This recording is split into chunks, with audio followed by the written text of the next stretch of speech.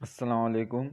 मैं हूँ मनियार मोहम्मद ज़करिया मोहम्मद आरिफ, और जुग्राफ़िया 12वीं जमात के दूसरे लेक्चर में आज हम आबादी हिस्सा अव्वल का जो अगला हिस्सा है उसके बारे में हम पढ़ने वाले हैं, जिसमें हम इजाफ़ा आबादी और डेमोग्राफिक ट्रांजिशन मॉडल, शुमारियाती अबूरी नज़रिया जो है उसके बारे में हम मालूमात हासिल करेंगे।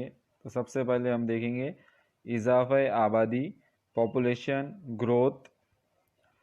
इजाफ़ा आबादी या तब्दीली से मुराद किसी इलाके में मखसूस वक्त में रिहाइश पजीर लोगों की तादाद में तब्दीली है। तो इजाफ़े आबादी यानी कि किसी भी इलाके में जो आबादी जो लोग रहते हैं वो हमेशा एक जैसे नहीं रहते, वो कम भी हो सकते या ज़्यादा भी हो सकते वहाँ पे रहने वाले लोगों की तादाद। तो ये इसे आबादी का इजाफ़ा या आबादी की तब्दीली कहा जाता है।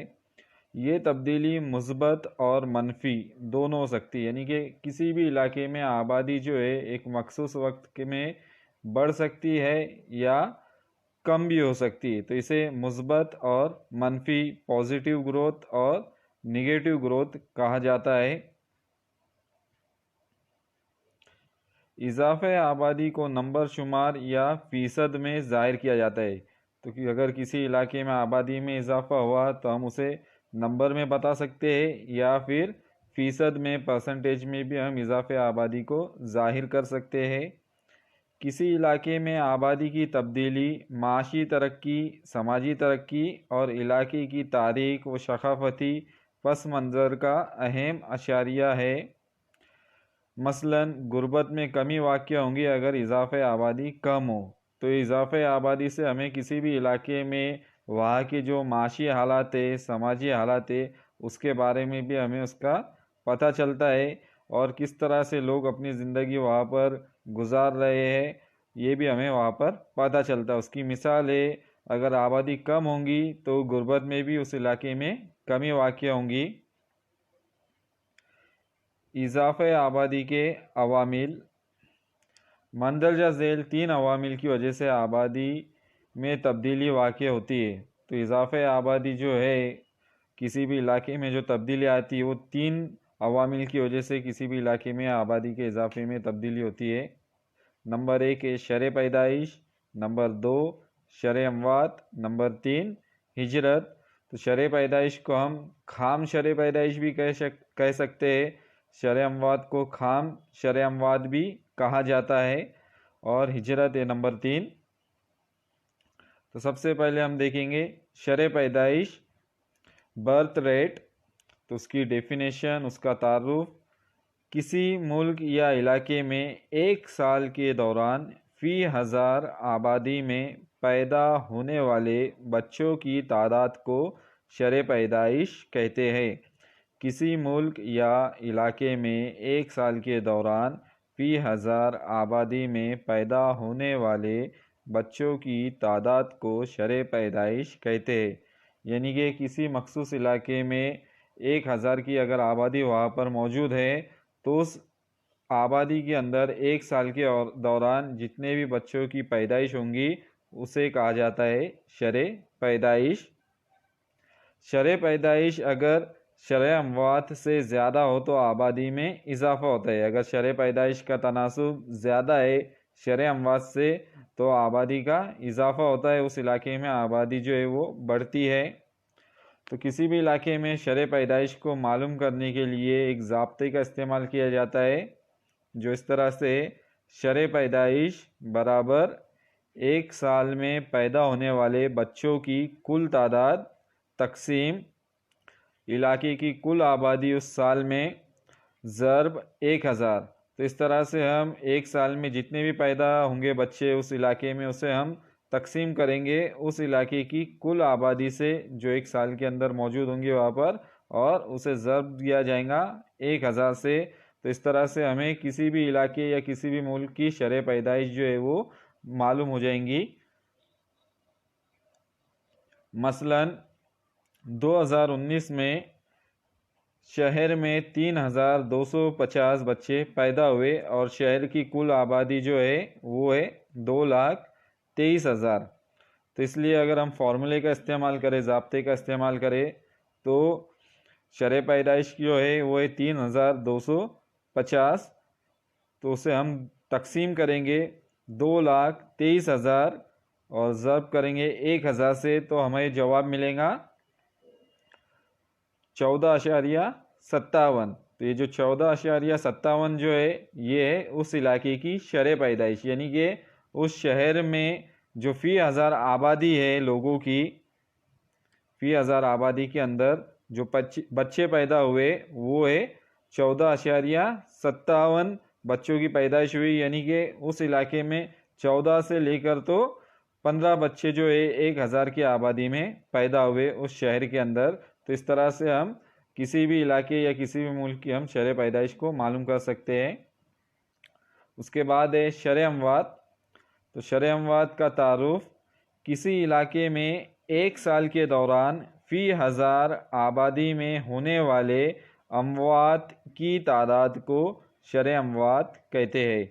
किसी इलाके में एक साल के दौरान फ़ी हज़ार आबादी में होने वाले अमवात की तादाद को शरह अमवात कहते हैं, यानी कि एक साल के अंदर किसी इलाके में 1,000 आबादी अगर वहाँ पर है तो जितने लोगों की उसमें मौतें होंगी तो उन मौतों की तादाद को हम शरह अमवात कहते हैं। आबादी में इजाफा सिर्फ शरह पैदाइश के बढ़ने से नहीं होता बल्कि शरह अमवात के कम होने की वजह से भी होता है। तो किसी भी इलाके में आबादी का इजाफा जो है सिर्फ शरह पैदाइश के ज़्यादा होने की वजह से नहीं होता है, बल्कि अगर उस इलाके में शरह अमवात कम हो जाए, लोग जो है उनकी औसत उम्र ज़्यादा हो, तो उस इलाके में भी इजाफा आबादी जो है वो ज़्यादा होता है। तो शरह अमवात मालूम करने के लिए जो ज़ाब्ता इस्तेमाल किया जाता है वो इस तरह से है। शरह अमवात बराबर एक साल में मरने वाले लोगों की कुल तादाद तकसीम उस इलाके की कुल आबादी एक साल के दौरान ज़र्ब 1,000, यानी कि एक इलाके में जितने लोग मरे उनकी तकसीम किया जाएगा उस इलाके की कुल आबादी से और ज़र्ब किया जाएगा 1,000 से। तो हमें उस इलाके की जो शरह अमवात है वो हमें मालूम होंगी। जिस तरह से हमने शरह पैदाइश देखे थे ठीक उसी तरह से ये फार्मूले का हम इस्तेमाल कर सकते हैं।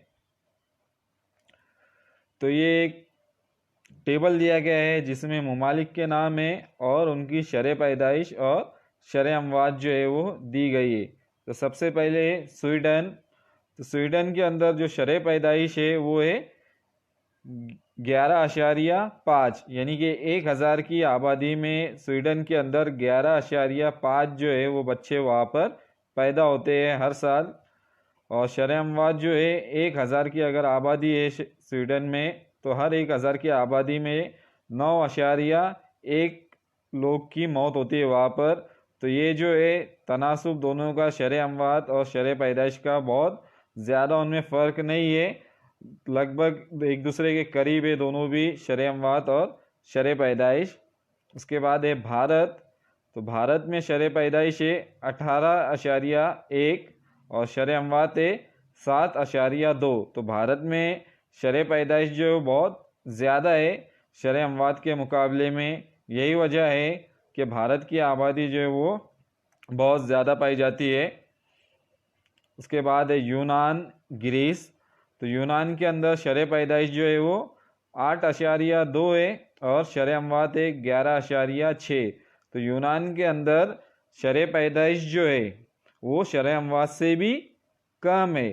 तो इसलिए यूनान की आबादी जो है उसका इजाफा जो है वो मनफी की तरफ हो रहा है, यानी कि आबादी वहाँ पर कम हो रही है, लोगों की बच्चों की पैदाइश वहाँ पर कम होती है और मौत जो होती है लोगों की वो ज़्यादा होती है, जिसकी वजह से आबादी में गिरावट होती है और आबादी कम होती है। इसके बाद है चीन। तो चीन में शरह पैदाइश है 12.4 और शरह अमवात है 7.1।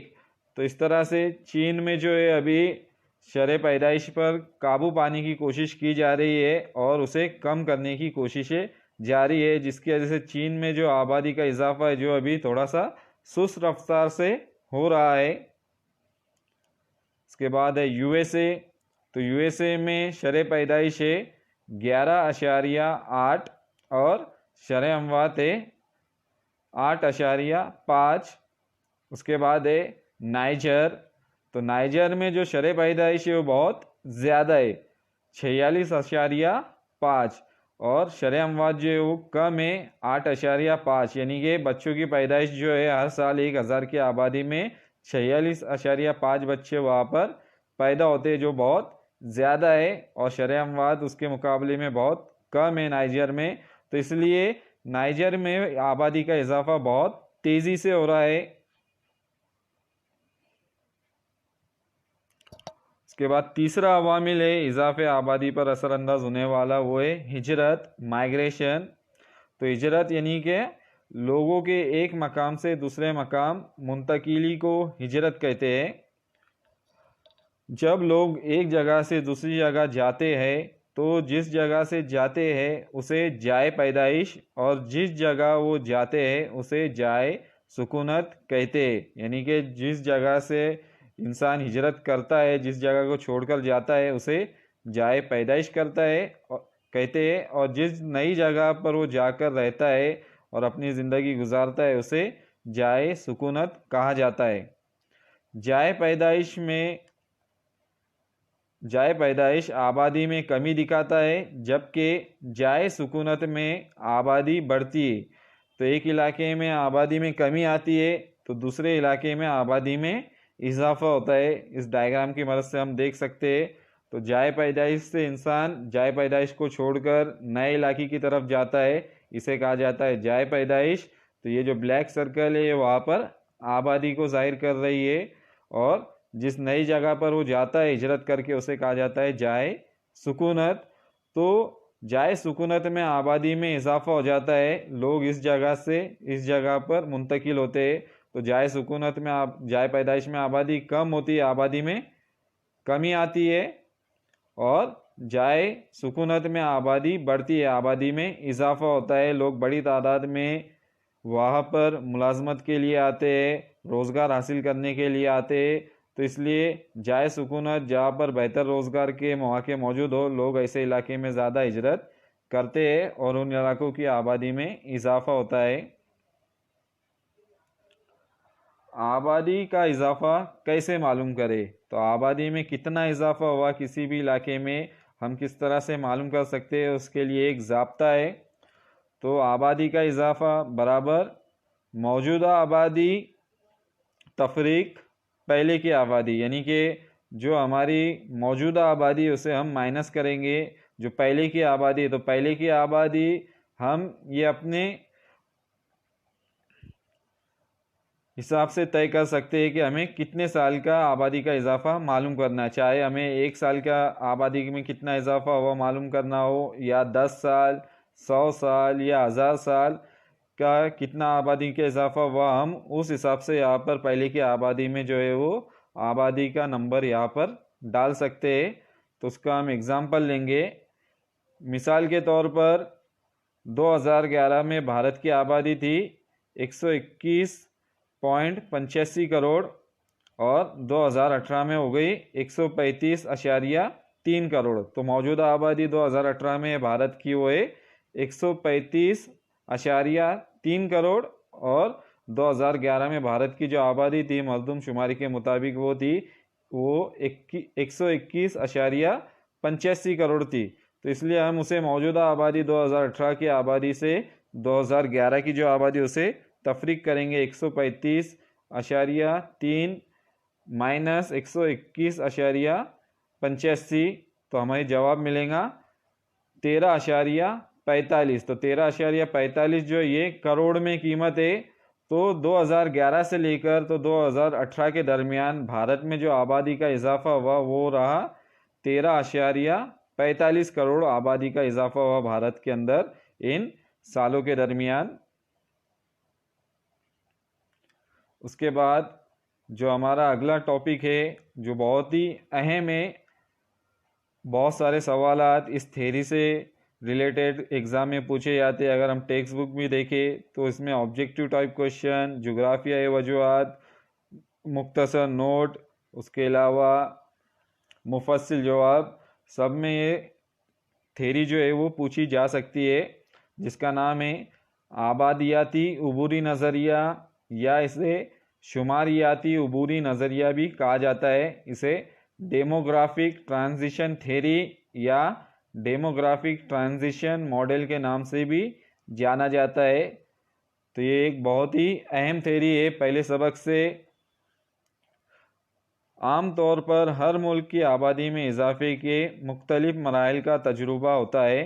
इस मरहले में तरक्की या ज़वाल की एक ही शरह का तजुर्बा कभी नहीं होता, बल्कि माशी तरक्की के साथ साथ शरह पैदाइश और शरह अमवात में भी तब्दीली होते रहती है।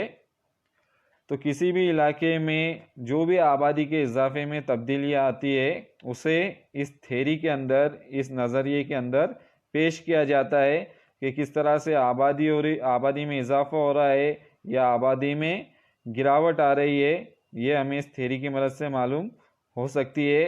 तो इसके जो अहम अवामिल है जो आबादी के इजाफे पर असरअंदाज करते हुए शरह पैदाइश और शरह अमवात में तब्दीली, क्योंकि हमेशा तब्दील होते रहती है, कभी वो ज़्यादा रहती है शरह पैदाइश तो कभी वो कम हो जाती है, जिसकी वजह से दुनिया के मुख्तलिफ ममालिक जो है शुमारियाती उबरी नज़रिए के अलग अलग मराइल से गुज़रते हैं। ये नज़रिया न्यूटेस्टेन और थॉमसन नामी जोग्राफिया दानों ने पेश किया था। इस नज़रिए के तहत एक मुल्क में आबादी में इजाफे के मुख्तलिफ मराइल से गुज़रता है। किसी मरहले से गुज़रने में कई साल भी लग सकते हैं, यानी एक मुल्क को किसी एक मरहले से गुज़रने के लिए दूसरे मरहले तक पहुंचने के लिए कई साल लग सकते हैं। तो ये मरहला जो है अलग अलग मरहल, ये जो थेरी, ये जो नज़रिया है अलग अलग मराइल पर मुश्तमिल है। कुल इसमें 5 अलग अलग स्टेजेस है, 5 अलग अलग मराइल जो है इसमें दिए गए हैं। तो ये आबादियाती उबूरी नज़रिया, शुमारियाती उबूरी नज़रिए का ये डायग्राम है जो एक ग्राफ की तरह है, एक तरसीम की तरह है, और उसके 5 अलग अलग मराहिल है। तो सबसे पहले तो हम ग्राफ को समझने की कोशिश करेंगे। तो इसमें वाई एक्सिस जो है सबसे पहले, तो इसमें birth rate and death rate, जो शरह पैदाइश है और शरह अमवात है, वो यहाँ पर दिखाई गई है 1000 आबादी के अंदर।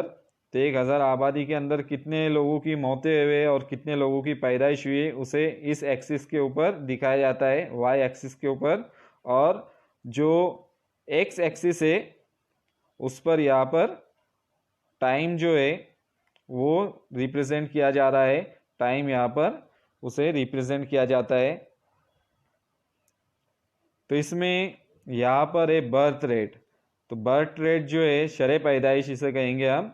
तो इसे ब्लू लाइन के ज़रिए यहाँ पर जाहिर किया गया है। यहाँ से शुरू होकर ये ब्लू लाइन जो है वो गुज़र रही है 5 मराइल से।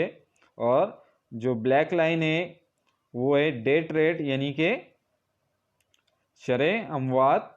तो इसे ब्लैक लाइन के ज़रिए यहाँ पर जाहिर किया जा रहा है शरह अमवात को 5 मराइल में।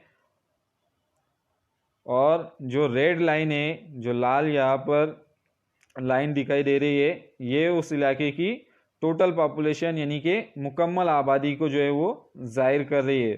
तो शरह पैदाइश और शरह अमवात में जब भी चेंजेस आएंगे, जब भी तब्दीली आती है, उसका डायरेक्ट असर जो है वो उस इलाके की मुकम्मल आबादी के ऊपर पड़ता है। तो जब भी यहाँ पर कोई भी तब्दीली आएंगी उसका असर इस लाइन पर होगा, रेड लाइन के ऊपर, जो हम अभी समझने की कोशिश करेंगे। तो इन 5 मराइल को हम एक के बाद एक देखते हैं।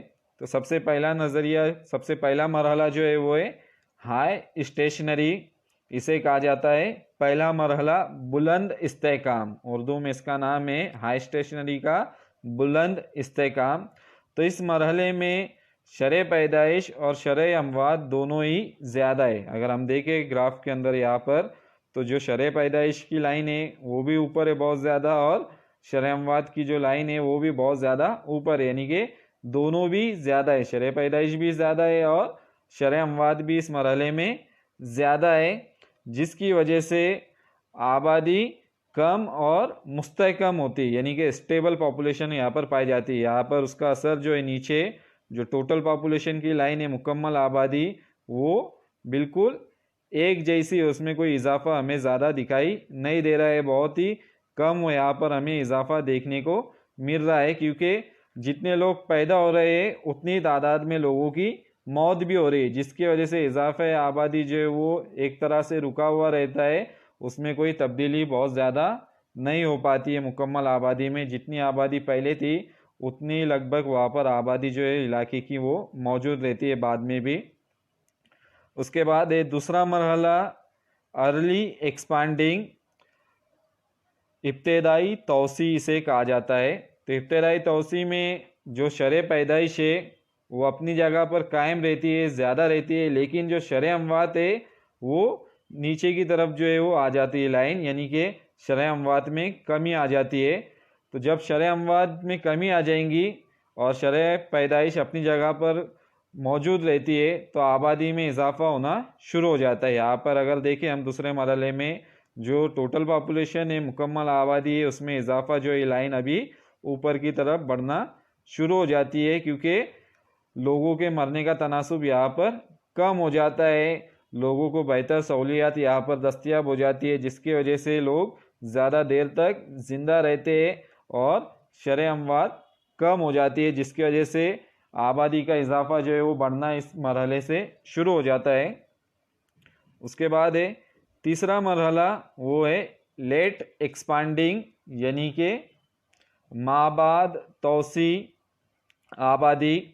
तो इस मरहले में जो शरह पैदाइश है और शरह अमवात दोनों में गिरावट होना शुरू हो जाती है, यानी कि दोनों भी कम हो जाती है। अगर हम देखें यहाँ पर शरह पैदाइश की लाइन तीसरे मरहले में तो वो भी नीचे की तरफ जो है वो बढ़ रही है, यानी कि शरह पैदाइश में भी अभी कमी आती जाती है और शरह अमवात भी कम होते जाती है, और जिसकी वजह से इजाफा आबादी जो है वो कम रफ्तार से होता है, यानी कि दोनों कम तो होती है, शरह पैदाइश भी कम है, शरह अमवात भी कम है, लेकिन फिर भी इजाफा आबादी जो है उस इलाके में होता है, क्योंकि शरह अमवात जो है शरह अमवात से शरह पैदाइश का तनासुब ज़्यादा है, लोग ज़्यादा पैदा हो रहे हैं शरह अमवात के मुकाबले में, इसलिए जो मुकम्मल आबादी की लाइन है वो भी अभी यहाँ पर ऊपर की तरफ हमें बढ़ती हुई दिखाई दे रही है।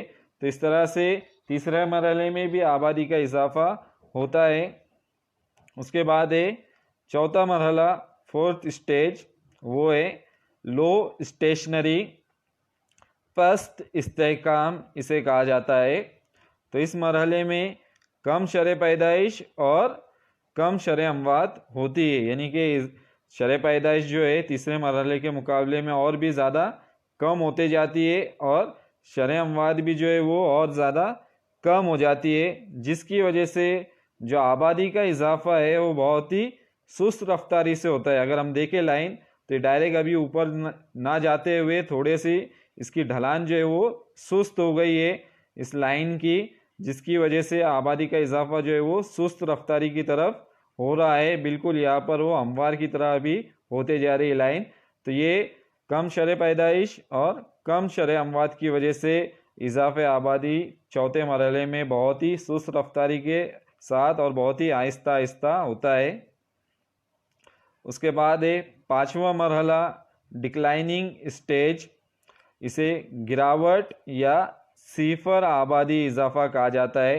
तो इसके अंदर जो शरह पैदाइश है वो शरह अमवात से भी कम हो जाती है। पाँचवें मरहले में अगर हम देखें ब्लू लाइन जो है वो ब्लैक लाइन के भी नीचे जा चुकी है, यानी कि शरह अमवात जो है वो शरह पैदाइश से ज़्यादा है। तो इस मरहले में आबादी का इजाफा जो रहता है वो मनफी होता है, यानी कि गिरावट इसमें देखी जाती है, नेचुरल डिक्रीज इसे कहा जाता है। कुदरती गिरावट ये मरहले में होती है क्योंकि लोगों के मरने का तनासुब ज़्यादा है पैदा होने के मुकाबले में, तो जिसकी वजह से कुदरती तौर पर उस इलाके की आबादी जो है वो यहाँ पर कम होते हुए हमें दिखाई दे रही है। ये लाइन नीचे की तरफ आ रही है, मुकम्मल आबादी की लोगों की मौतें ज़्यादा होती है और शरह पैदाइश जो रहती है उसके मुकाबले में बहुत कम हो जाती है, तो जिसकी वजह से आबादी का इजाफा जो है वो कम हो जाता है। मनफी या सिफर इजाफे आबादी इसे कहा जाता है। तो ये 5 मरहले हैं। इस थ्योरी के शुमारियाती अबूरी नज़रिया और आगे हम इसे और ज़्यादा डिटेल में देखेंगे किस वजह से अलग अलग मराइल में इजाफ़े आबादी, शरह पैदाइश और शरह अमवात में तब्दीली हमें देखने को मिल रही है। तो सबसे पहले देखेंगे हम मरहला नंबर 1, बुलंद इस्तेहकाम, हाई स्टेशनरी स्टेज। इस मरहले के दौरान शरह पैदाइश और शरह अमवात दोनों ज़्यादा होती है, इसलिए आबादी में इजाफ़ा मुस्तहकम होता है। जिस तरह हमने ग्राफ में देखा पहले ही, दोनों भी ज़्यादा है, शरह पैदाइश भी ज़्यादा है और शरह अमवात भी ज़्यादा है, इसलिए आबादी में इजाफ़ा जो रहता है वो मुस्तहकम रहता है, बहुत उसमें तब्दीली नहीं आती है। पैदाइश की शरह इसलिए ज़्यादा है कि समाजी तौर पर ज़्यादा बच्चे रखना अच्छा ख्याल समझा जाता था। तो पहले जो थे लोग वो अपने ज़्यादा बच्चों को बेहतर समझते थे। इस मरहले में मुल्क की माशी तरक्की नहीं थी, पिछड़े हुए मुल्क थे, गरीब मुल्क होते थे। ये मरहला ज़राअत और उससे मुंसलिक बुनियादी पेशों पर मुश्तमिल था, यानी कि यहाँ पर कोई तिजारत या फिर सनती तरक्की इस मरहले में नहीं हुई थी। ज़्यादातर लोग जो थे ज़राअत और ज़राअत से जुड़ी हुई सरगर्मियाँ अंजाम देते थे, जिसकी वजह से शरह पैदाइश ज़्यादा थी। इसी के साथ ख़ानदान में ज़्यादा अफराद, साइंस और टेक्नोलॉजी की कमी, तो लोगों के ख़ानदान में ज़्यादा लोग रहते थे, जॉइंट फैमिली होती थी, मिलकर रहते थे। उसके अलावा साइंस और टेक्नोलॉजी की कमी होती थी।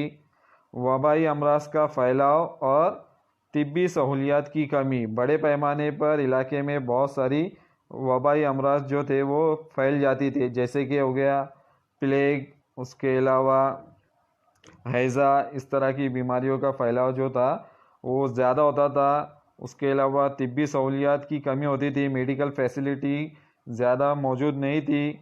आलूदगी और ग़िज़ाई किल्लत की वजह से शरह अमवात भी ज़्यादा थी। तो ये इन सब वजूहात की वजह से पहले मरहले में शरह अमवात का तनासुब ज़्यादा होता था, बड़े पैमाने पर लोगों की मौतें होती थी क्योंकि बेहतर सहूलियात उन्हें मौजूद नहीं थी। तो इस मरहले में शामिल मुल्क देखेंगे हम। तो इस मरहले के अंदर इस वक्त कोई भी मुल्क शामिल नहीं है, यानी कि दुनिया के जितने भी मुल्क है वो पहले मरहले से बाहर आ चुके हैं।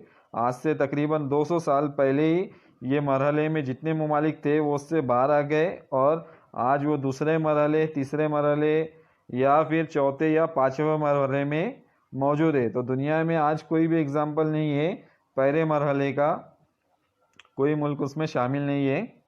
दूसरा मरहला देखेंगे, इब्तदाई तौसी, अर्ली एक्सपांडिंग। इस मरहले में साइंस और टेक्नोलॉजी में तरक्की, मेडिकल साइंस में तरक्की होना शुरू हो जाती है। बीमारियों पर काबू पाने और उनका मुकाबला करने की कोशिशें की जाती है, जिसकी वजह से शरह अमवात में कमी वाक़ होती है, लेकिन शरह पैदाइश मुस्तकिल है।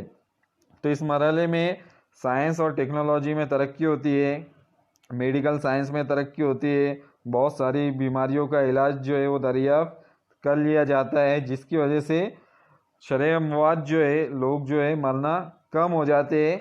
लेकिन शरह पैदाइश जो है अब भी अपनी जगह पर मुस्तकिल, अपनी जगह पर कायम रहती है, ज़्यादा रहती है।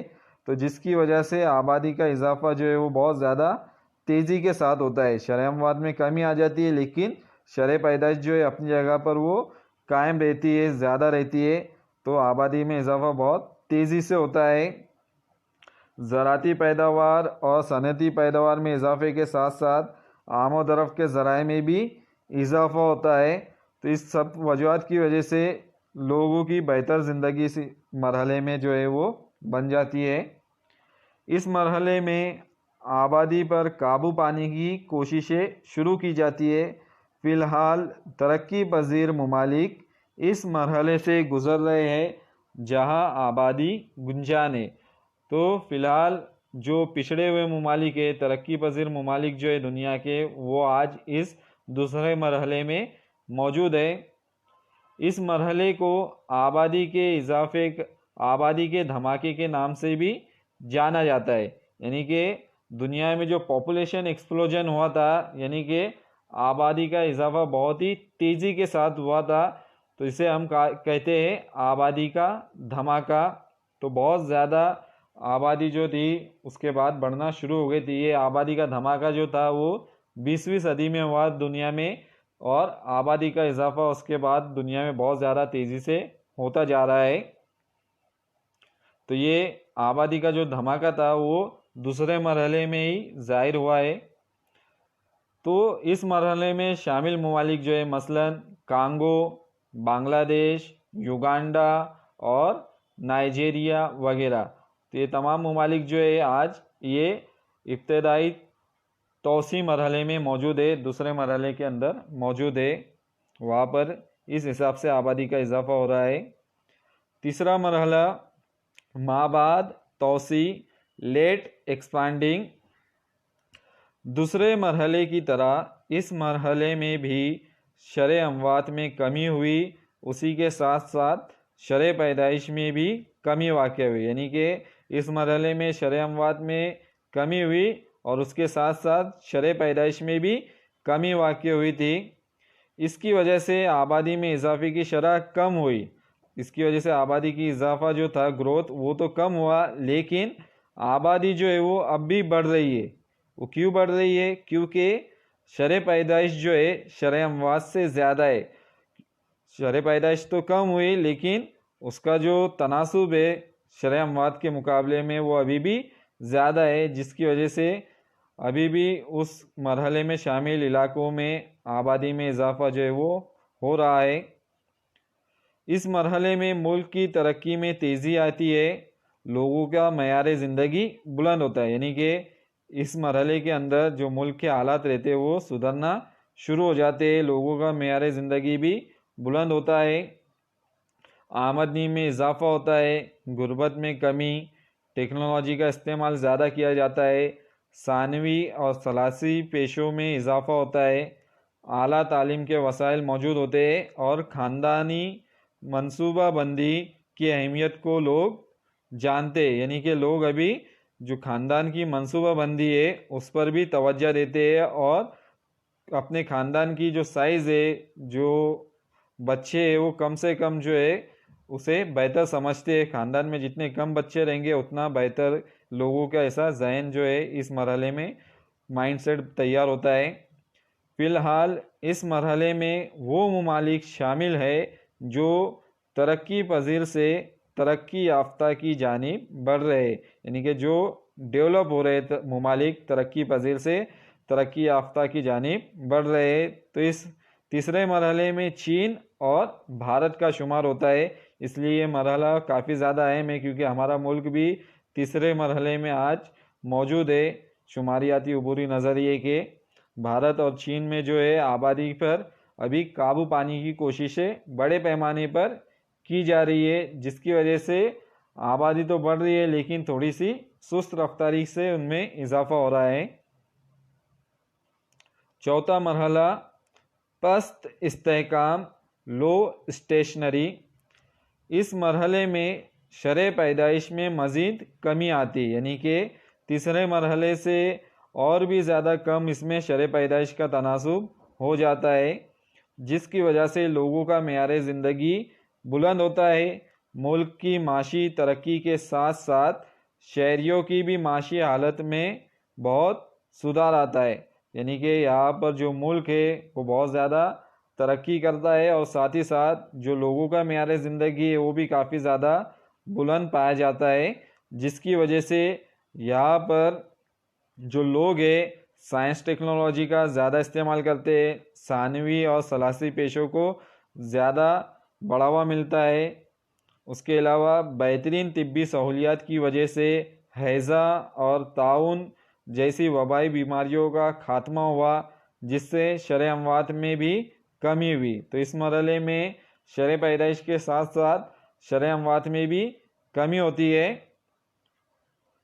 इस मरहले में लोग सेहतमंद होते हैं क्योंकि बहुत सारी तिब्बी सहूलियात, मेडिकल फैसिलिटीज़ वहाँ पर मौजूद रहती है। शरह पैदाइश शरह अमवात से कम नहीं है बल्कि एक जैसी, यानी कि शरह पैदाइश और शरह अमवात दोनों इस चौथे मरहले में तकरीबन एक जैसे रहते हैं, जिसकी वजह से इस मरहले में इजाफा आबादी जो है बहुत ही ज़्यादा सुस्त रफ्तारी से होता है। बहुत ही आहिस्ता आहिस्ता यहाँ पर उस इलाके में आबादी का इजाफा हमें दिखाई देता है। इसलिए आबादी में इजाफा कम से कम होता है। दुनिया के तरक्की याफ्ता ममालिक इस मरहले से गुज़र रहे हैं। मसलन यूएसए में इस तरह की बहुत सुस्त रफ्तारी से इजाफे आबादी जो है वो हो रहा है। पांचवा मरहला गिरावट, सिफर इजाफे आबादी, डिक्लाइनिंग स्टेज। इस मरहले में शरह पैदाइश बहुत कम है और शरह अमवात के बराबर है। तो इस मरहले में शरह पैदाइश और शरह अमवात जो है बहुत ही कम है, दोनों तकरीबन एक जैसे है, या कुछ इलाकों में शरह अमवात जो है वो शरह पैदाइश से ज़्यादा है, यानी कि लोगों का मरने का तनासुब कुछ ममालिक में ज़्यादा है और शरह अमवात शरह पैदाइश जो है उस ममालिक में बहुत कम है।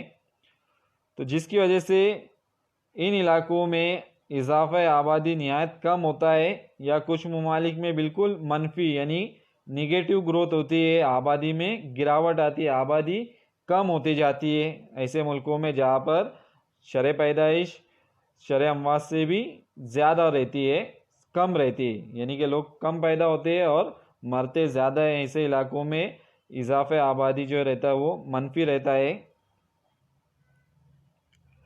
ज़्यादा शरह अमवात की वजह से आबादी में कमी होती है।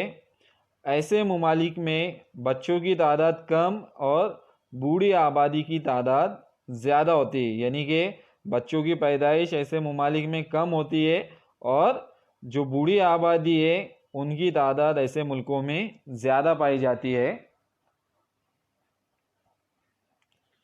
जिसकी वजह से लोगों का मेयार ज़िंदगी बुलंद होता है, मुल्क और शहरियों की माशी हालत अच्छी होती है। तो पाँचवें मरहले में ज़्यादातर दुनिया के तरक्की पजीर ममालिक होते हैं जहाँ पर मेयार ज़िंदगी लोगों का बुलंद रहता है, शहरियों की इकोनॉमिक हालात जो रहते हैं, माशी हालात, वो भी बेहतर रहते हैं।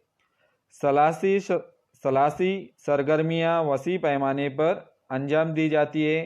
तालीम और तिब्बी सहूलतें आला पैमाने की पाई जाती है। तो इनमें ज़्यादातर लोग हैं सलासी सरगर्मियाँ अंजाम देते हैं। उसके अलावा तालीमी सहूलियात और तिब्बी सहूलियात मेडिकल फैसिलिटी भी यहाँ पर बड़े पैमाने पर पाई जाती है। इसलिए लोग जो रहते हैं यहाँ पे बहुत ज़्यादा सेहतमंद रहते हैं। सेहतमंद माहौल और खुशगवार ज़िंदगी को यहाँ पर ज़्यादा तरजीह दी जाती है।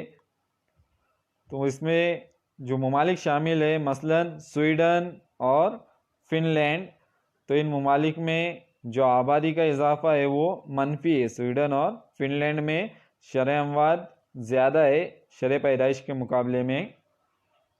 ये टोटल 5 मराइल है, मुकम्मल 5 मरहले है शुमारियाती अबूरी नज़रिए के, जिससे गुज़रकर किसी भी मुल्क की आबादी के बारे में हम पता कर सकते हैं वहाँ पे आबादी में इजाफा हो रहा है या फिर गिरावट हो रही है।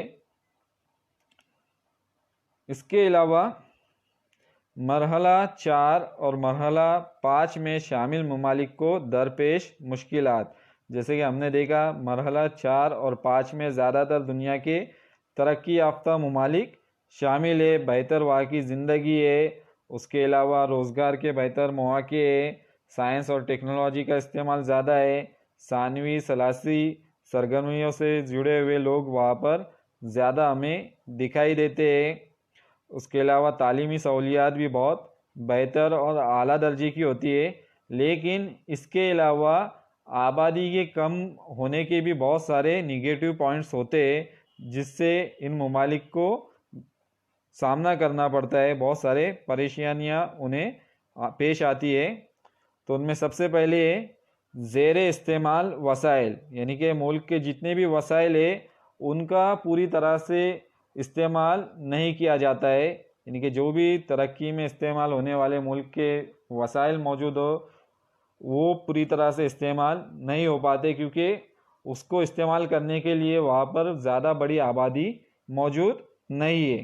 तो इसी तरह से काम करने वाली आबादी की कमी, तो जो वर्कर तबका है, सनतों में काम करने वाला मज़दूर तबका, तो ऐसे सनतों में काम करने के लिए मज़दूर, उसके अलावा मुलाजमत के लिए, ऑफिस में काम करने के लिए, दफ्तर में, या फिर दीगर काम करने के लिए मज़दूरों की ज़रूरत होती है। तो लेकिन यहाँ पर इसमें आबादी की शरह कम रहती है, आबादी कम पाई जाती है ऐसे ममालिक में, तो जिसकी वजह से यहाँ पर मज़दूरों की किल्लत का सामना करना पड़ता है। मज़दूर आसानी से नहीं मिलते सनतों में, उसके अलावा ज़राती इलाकों में काम करने के लिए और दीगर जो भी पेशे हैं उनमें मज़दूरों की किल्लत का सामना इन ममालिक में पेश आता है। उसके बाद है नौजवान आबादी पर मुनहसर लोगों के तनासुब में इजाफ़ा, यानी कि जो नौजवान आबादी है उन वहाँ पर ऐसे ममालिक के अंदर जो बूढ़ी आबादी है उनका तनासुब ज़्यादा रहता है। तो बूढ़ी आबादी जो रहती है ज़्यादातर वो रिटायर रहते हैं, उनकी जो काम करने की उम्र जो रहती है वो गुजर चुकी होती है, और उसके बाद वो अपने फैमिली के ऊपर डिपेंड रहते हैं, यानी कि मुनहसर रहते हैं। जो भी उनके बच्चे होंगे या फैमिली मेम्बर होंगे, तो जो जवान आबादी है उन पर अपने फैमिली का ज़्यादा बोझ रहता है। बूढ़े अपने माँ बाप की संभालना, उनकी देखभाल करना, उनका इलाज करना, तो ऐसे ममालिक में बूढ़ी आबादी ज़्यादा होने की वजह से तो जो जवान तबका है उन पर एक तरह से दबाव रहता है ज़्यादा। उसके बाद है मुहाजिरिन की ज़्यादा तादाद। तो जब मुल्क के अंदर काम करने वाले मज़दूरों की कमी रहती है, तो दूसरे ममालिक से लोगों को वहाँ पर दावत दी जाती है कि उस मुल्क में आए और सनतों में काम करे और दीगर मुलाजमतें हासिल करे। तो इसलिए जहाँ पर आबादी का तनासुब कम रहता है इन मुल्कों में, तो बड़े पैमाने पर जो लोग हैं ऐसे ममालिक में जाते हैं और वहाँ पर जाकर रोज़गार हासिल करते हैं और वहीं पर बस जाते हैं, जिसकी वजह से उस मुल्क के अंदर जो मुहाजिरिन की तादाद है वो ज़्यादा हो जाती है, यानी कि बड़े पैमाने पर अलग अलग मुल्कों से लोग वहाँ पर आकर बस जाते हैं और उनकी तादाद में भी काफ़ी ज़्यादा इजाफा पाया जाता है मुहाजिरिन की तादाद में। उसके बाद है बढ़ते हुए तनाज़ात। तो जब उस इलाके में मुहाजिरिन की ज़्यादा तादाद हो जाती है, तो जो मकामी लोग होते हैं उनके दरमियान बहुत सारे इख्तिलाफ पैदा हो जाते हैं, यानी कि उनमें जो है बहुत सारे अलग अलग ज़बान के बोलने वाले लोग रहते हैं मुहाजिरिन। उसके अलावा उनके अलग अलग तहज़ीब रहती है, अलग ज़बान रहती है, अलग मज़हब रहती है, जो बिल्कुल एक दूसरे से अलग रहते हैं, जिसकी वजह से वहाँ के मकामी जो लोग हैं और जो मुहाजिरिन लोग हैं उनके अंदर इख्तिलाफ़ात पैदा हो जाते हैं, और बड़े पैमाने पर कभी कभी जो है बहुत ज़्यादा ख़तरनाक सूरत हाल जो है इसकी वजह से पैदा हो जाती है। तो बढ़ते हुए तनाज़ात, उसकी ताज़ा जो मिसाल है अभी यूएसए में फ़िलहाल जो हुआ है ब्लैक लाइव्स मैटर, यानी कि जो वहाँ पर वाइट एंड ब्लैक जो लोग हैं उनके अंदर जो अफ्रीका के जो मुहाजिरिन लोग थे उन्हें पुलिस ने जो था मारा था, और उसके बाद से वहाँ पर बड़े पैमाने पर मोर्चे जुलूस निकाले गए, बड़े पैमाने पर वहाँ पर लाठीचार्ज वगैरह किया गया, आगजनी की गई। तो इस तरह से मसाइल का सामना इन ममालिक में करना पड़ता है। उसके बाद है फ़ौजी ताकत में कमी। तो ऐसे मुल्कों में जहाँ पर आबादी कम रहती है तो वहाँ पर जो फ़ौजी ताकत रहती है उनकी उनमें भी कमी रहती है, क्योंकि जो जवान रहते हैं फ़ौज में उनकी तादाद जो रहती है वो कम पाई जाती है। लोग दूसरे पेशों से जुड़े हुए रहते हैं, ज़्यादातर इंडस्ट्रियल रहते हैं, तरक्की याफ्ता इलाके रहते हैं। तो यहाँ पर फ़ौज को ज्वाइन करने के लिए लोगों की बहुत ज़्यादा कमी रहती है, तो फ़ौजी क़ुव्वत में उनकी ताकत में कमी पाई जाती है। उसके बाद है अवामी खिदमात का बंद होना है, यानी कि बहुत सारे जो ऐसे अवामी खिदमात थे वो धीरे धीरे जो है वो बंद होते जाते हैं आबादी में गिरावट की वजह से। जैसे जैसे आबादी कम होती जाती है तो जो अवामी खिदमात रहती है जैसे कि स्कूल कॉलेजेस वगैरह जो है, अगर आबादी कम रहेंगी तो एडमिशन भी स्कूल कॉलेज में कम हो जाएंगे, और वो स्कूल और कॉलेजेस धीरे धीरे जो है वो बंद होना शुरू हो जाते हैं। उसके अलावा नकल व अमल के ज़राए में कमी की जाती है, और भी दूसरी दीगर जो सहूलियात या खिदमत रहती है वो भी धीरे धीरे कम की जाती है या ख़त्म हो जाती है, बंद हो जाती है। तो इस तरह से इस मरहले में शामिल ममालिक को भी बहुत सारे मुश्किलात का सामना करना पड़ता है, मरहला नंबर 4 और 5 में शामिल ममालिक को। तो अभी हमारा जो पहला लेसन था, पहला सबक था आबादी हिस्सा अव्वल, ये अभी मुकम्मल हुआ है। 2 लेक्चर है इसके। पहला लेक्चर मैंने पिछले हफ्ते अपलोड किया था और ये दूसरा लेक्चर है सबक नंबर 1 आबादी हिस्सा अव्वल का, जिसमें हमने पूरा जो लेसन है, पूरा सबक जो है वो कंप्लीट कर दिया। और अगले लेसन में, अगले लेक्चर में मैं इंशाअल्लाह जो हमारा दूसरा सबक है आबादी हिस्सा दुवम, उसके लेक्चर और उसके जो इन्फॉर्मेशन है वो उसके वीडियोस में अपलोड करूँगा। शुक्रिया।